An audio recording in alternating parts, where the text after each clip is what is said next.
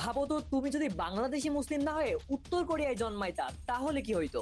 প্রথমত ওখানকার সরকার তোমাকে বলতো তুমি কিভাবে চলবে, তুমি কি পড়বে, এমনকি তুমি কিভাবে চুল কাটবে। এগুলো সবই সরকারে দেওয়া কিছু অপশন থেকে বেছে নিতে হবে। আর যদি এমনটা না করো, তো তারপর তোমাকে তোমার ঘরে ওখানকার লিডারদের ফটো টানায় রাখতে হবে। আর যদি ওই ফটোতে একটুও ধুলো জমে, অথবা ধরো তোমার ঘরে আগুন লাগলো এবং তুমি ওই ফটোকে ছেড়ে তোমার পরিবারের মানুষদেরকে বাঁচাইছো, তো জানলে অবাক হবে 2026-এ এসেও ওইখানকার জনগণ এখনো ইন্টারনেট, সোশ্যাল মিডিয়া কিছুই চালাইতে পারে না। শুধুমাত্র সরকারি দুই একটা টিভি চ্যানেল আছে যেগুলোতেও সবসময় সরকারের গুণগান করা হয়। তোমার ভালো লাগুক বা না লাগুক, ওইটাই তোমাকে দেখতে হবে। ধুর, আমি থাকবোই না এই দেশে, আমি বিদ্রোহ করব। যদি এমনটা তুমি করো তাহলে তোমার 3 প্রজন্মকে এর সাজা ভোগ করতে হবে।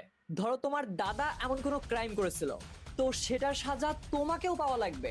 ভাই, তুমি বাংলাদেশি মুসলিম হয়ে জন্মাইছো, আল্লাহর শুকরিয়া আদায় করো। সবাই কমেন্ট করো আলহামদুলিল্লাহ।